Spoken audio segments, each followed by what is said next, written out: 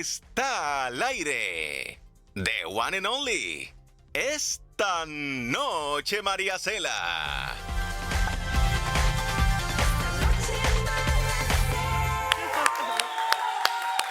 Hola, hola. Muy buenas noches. Wow, pero el público está hoy animado. Buenas noches y gracias por acompañarnos en esta noche María Cela, miércoles, y me siento así, como la canción de Marisela, sola con mi soledad. Me reconforta saber que usted está de su lado, allá en la casa, acompañándonos, porque María Cela Álvarez, nuestra querida María Cela, sigue de vacaciones.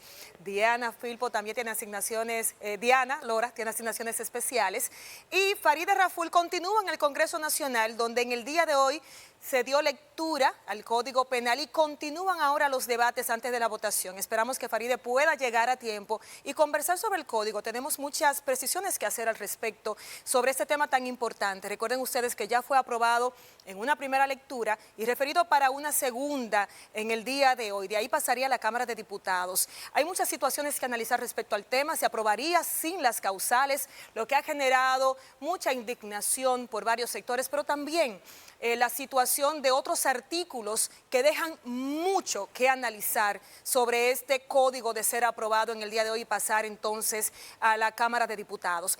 Otra situación importante a destacar es que Beryl sigue su paso por el Caribe y en este momento, en la tarde de hoy, tocó tierra en Jamaica, donde está generando destrozos. Un huracán categoría 4 con vientos de más de 220 kilómetros por hora.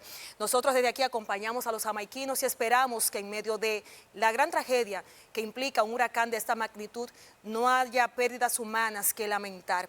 Desde aquí nuestra solidaridad con ese pueblo, porque nosotros, gracias a Dios, resultamos prácticamente ilesos. Pérdidas materiales, pero que son reemplazables. Y a propósito del tiempo, ustedes saben que ya mañana estaremos siendo afectados por una onda tropical que podría generar unos 100 milímetros de lluvia y hay unos terrenos que ya están saturados, así que presten atención a las autoridades meteorológicas para dar seguimiento a esta onda que nos estaría afectando jueves y viernes. Ahora sí, para empezar, me voy a poner cómoda porque hay un tema interesantísimo que nos afecta a todos.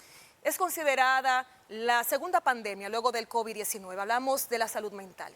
Y dentro de tantos aspectos a abordar de la salud mental está el tema del suicidio. Y dentro de las estadísticas arrojadas por la ONU recientemente, se habla de que por cada 100 mujeres que se suicidaron en República Dominicana en el 2023, 619 hombres hicieron lo mismo. Es decir, una cantidad dramáticamente elevada. ¿Por qué? ¿A qué se debe? Pero ¿qué otras edades también son vulnerables, además de los hombres adultos, los adolescentes? ¿Cómo podemos darnos cuenta? ¿Hay algún tipo de signo? Bueno, pues vamos a abordar el tema con una experta, la doctora Alexandra Iches, médico psiquiatra especialista en adicciones, psico-oncología y psiquiatría forense. Bienvenida, doctora. Qué honor nos acompaña, doctora. Muchísimas gracias, muchísimas gracias. Doctora, el suicidio, hasta la palabra, cuando uno la menciona, como que lo estremece. Y es un tema que quizás por eso genera hasta cierto tabú. La gente teme hablar del tema, no quiere decir en voz alta la palabra suicidio y sus implicaciones. Estas estadísticas me sorprendieron y sé que a gran parte de la población también. Pero ¿qué están revelando realmente? ¿Cuál es el cuadro en República Dominicana con la realidad en los suicidios?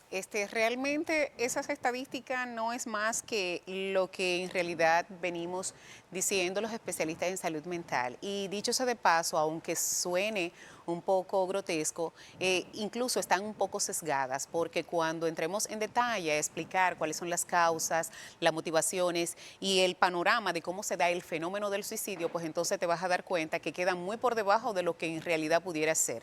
Hay un panorama bastante impactante y cuando tú dices que la misma palabra da una connotación de prohibición, de veto, es porque las personas piensan que hablar del suicidio va a motivar y va a incentivar a que precisamente personas que quizás, entre comillas, no están pensando en esto, pues lo hagan. Y no es así, doctora. Cabe resaltar que no, que incluso el hablar de suicidio desmonta mucho lo que puede ser la estructura de la persona que está pensando en algún momento poder cometer el hecho o en su defecto ya haber planificado el evento. Nosotros tenemos una tasa, una de las más altas de las Américas, aunque regularmente dicen, estamos dentro de las estadísticas mundiales. Claro, vamos a estar siempre dentro de unas estadísticas cuando nos comparamos con países que nos multiplican por 5, por 10 la cantidad de habitantes. Y cuando nosotros vemos que en los últimos 5 años no hemos bajado de más de 590, el año pasado fueron 669. Demasiado. Entonces, yo te pregunto, y le pregunto a la población, cuando hablamos de estadística, todo lo que sobrepasa y tiene un impacto a nivel sistémico se multiplica. ¿Por qué? Porque aunque quien termina con su vida es una sola persona, hay todo un sistema a su alrededor que se afecta porque quedan niños huérfanos, quedan familias Claro. desprotegidas y muchas veces se pasa por alto darle continuidad y seguimiento a los que son sobrevivientes de estos. Doctora, para pasar a los sobrevivientes, que es importantísimo esta Sí, parte, sí, sí, claro. me gustaría saber qué implica que haya más hombres, lamentablemente quitándose la vida, que mujeres, según estas estadísticas. Sí. Un porcentaje elevadísimo con Sí. respecto uno del otro. ¿Por qué? Bueno, hay factores múltiples. Entre ellos está que aunque la mujer lo intenta más, los hombres tienen mucho más efectividad porque los métodos que utilizan son mucho más contundentes.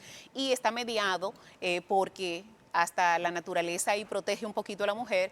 El hombre tiene un sistema fisiológico en donde está mediado por lo que es la hormona y también tenemos áreas del cerebro totalmente diferentes en donde el centro de la impulsividad y el tema del sistema hormonal masculino pues entonces hace que haya un mayor impulso y una mayor fuerza al realizar. Y el hombre busca menos ayuda, doctora, cuando ve Sí, claro, estos impulsos. claro, también. claro que sí. De hecho, la consulta de salud mental es más frecuentada por mujeres y con el veto social que está de hacer una valoración de la masculinidad basada en la no búsqueda de ayuda, el hombre puede sentirse deprimido, que es, dicho sea de paso, la primera causa demostrada en las mismas estadísticas, la depresión, en este caso un trastorno anímico, la primera causa de esto, y los hombres, el decir que están deprimidos o que se sienten tristes o que tienen una situación de ansiedad es altamente causa de mofa a nivel social. Claro. Doctora, para llegar al suicidio,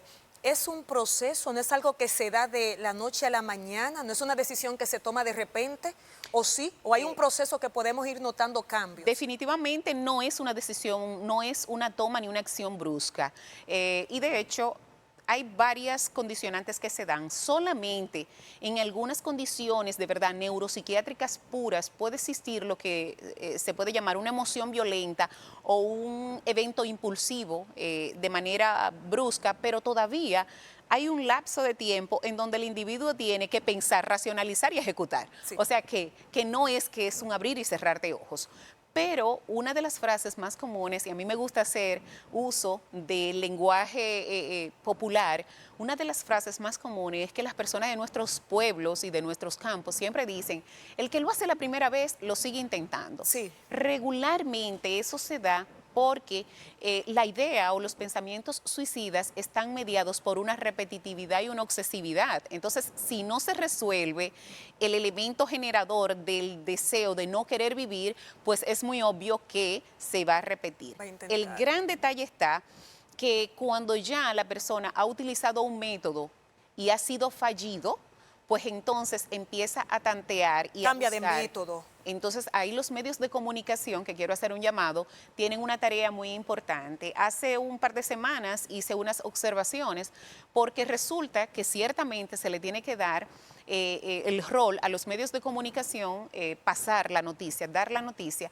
pero está demostrado que hay un efecto de imitación o el efecto Wetter, que es cuando se desmenuza mucho una noticia. Esos detalles. Esos detalles hace que aquella persona que tenía la idea o el pensamiento en crudo pueda dar el método que se expone como el bueno y el válido y por eso lo ejecuta. Por eso es que tú puedes ver que cuando ocurre de una forma y es descriptiva a nivel de medios de comunicación, los próximos son de esa misma Son forma. parecidos. Entonces, doctora, ahí hay dos observaciones importantes. Una cosa es hablar del suicidio, conversar al respecto, Sí. esto se abre y quizás ayuda a ventilar Claro, un poco el claro. tema, pero a nivel de cobertura de medios, el dar los detalles específicos y tomó y luego bajó, hizo esto, entonces eso al contrario, conducta por imitación. Por imitación. Y de hecho voy a traer un evento que ocurrió que fue evento nefasto. ¿Ustedes se acuerdan cuando ocurrió el tema de la intoxicación en el edificio en Piantini? Sí, claro. No, si analizan y buscan las estadísticas, todos los suicidios que ocurrieron posterior fueron basados en la ingesta de esa misma sustancia. Aprender. Entonces dijeron, esto da, pues por ahí me voy. El suicidio, siempre y cuando tenga una intervención y no se minimice la expresión, esas señales sutiles, esas banderitas rojas que la persona refiere, es prevenible. Esas banderas rojas incluyen la persona que dice, me voy a quitar la vida, que lo amenaza. ¿Eso sí, eso realmente hay una intención detrás o hay una manipulación? Es que la intención del individuo en ese momento, lo que él quiera conseguir, si es manipular, si es chantajear, eso lo tenemos que echar a un lado. Lo que tenemos que quedarnos es, a priori, con la información de que él puede llegar a eso con tal de lograr Tal cosa. Y de hecho, la mayoría de pacientes o de personas que logran suicidarse, hay un momento de todo ese fenómeno en donde en realidad existe el arrepentimiento. Cuando te decía que hay estadísticas sesgadas, es, por ejemplo, cuando una persona lo intenta, y tiene lo que nosotros decimos dentro de las descripciones de las diferentes fases, un suicidio fallido, que es cuando lo encuentran con vida, lo llevan al centro de salud, pero esta persona puede fallecer durante el internamiento. La causa que ponen de muerte no es suicidio, ponen es la complicación médica. Entonces, cuando usted dice sesgada, no es sesgada para ser menor, sino mayor. Mayor, claro. O sea, que el número de suicidios en el 2023 pudo ser aún más de lo que tenemos registrado, que son 700 casos. Aparte de que todavía en la clase social media alta y alta es totalmente algo lo cual no se habla y es motivo de vergüenza, y muchas veces ocurren estos eventos en familias de una posición social o muy sobreexpuesta, y yo lo puedo decir, o sea, tienden a decir que se fue de viaje, que fue un infarto, y no lo declaran como un evento de esta naturaleza. El estigma todavía. Todavía. Doctora, hay un dato importante que me preocupa, es la cantidad de suicidios en adolescentes. Es una edad muy vulnerable. Y me gustaría saber cómo, para los padres que nos están viendo, pueden notar quizá algún tipo de conducta alterada, depresión en el adolescente, que le pueda llevar a eso, porque el adolescente se encierra en su habitación, es aislado, no habla tanto, y quizás es difícil para un padre abordarlo y notar esos pequeños cambios de conducta, si son pequeños o no sé si hay un evento grande. En realidad no son pequeños, lo Son que pasa grandes. es que a veces se dejan pasar o se asumen como parte del proceso del cambio, de que está pasando por una etapa importante de su vida como es la adolescencia. O sea, esa es la justificación que dicen los padres. Sí. Está demostrado que precisamente en las dos extremidades de la vida es que es la tasa de incidencia más alta. Cuando hablamos de las dos extremidades de la vida, exactamente, es adolescencia, adultez joven y la postrimería posterior a los 60 años, aunque la que más se reporta es aquella que va entre 35 y 49. ¿Qué ocurre? En los adolescentes hay un cambio comportamental drástico, hay lo que es una poca interacción con el entorno afectivo, llámese familia, hay un retraimiento social a lo que son las actividades de la vida diaria, la cotidianidad, se encierra, hay cambios en el patrón de lo que es el rendimiento escolar, y pueden darse los dos extremos, no solamente los niños que han sido académicamente rentables o han tenido un buen desempeño, sino también que hay algunos niños que cuando están deprimidos o adolescentes se refugian en la parte académica, y de ser niños altamente indisciplinados, las notas se arreglan. Entonces, eso... ¡Wow! Escuchen bien, padres. Eso debe de llamarte la atención. Claro, ese cambio. Porque si él nunca ha sido ese niño de... Ahora el más aplicado. Entonces, ese cambio brusco debe de llamar la atención, y por supuesto ahora nosotros convivimos con el enemigo en la casa, con el tema de lo que es el acceso a la tecnología y esa puerta abierta en donde han salido noticias tan desastrosas como que niños y adolescentes que se conocen y tienen conocidos por redes desconocidos han llegado a ejecutar intentos suicidas y suicidios en masa. O sea, Hay que estar muy atentos a lo que están viendo nuestros hijos en casa. Doctora, una recomendación para la población en general en torno al tema del suicidio. ¿Cómo podemos frenar esta ola que va aumentando cada año? Tenemos más y más casos. ¿Qué se puede hacer? mira, lo primero que tiene que saber la población, y doy ese suspiro así tan profundo, porque Sí, lo noté.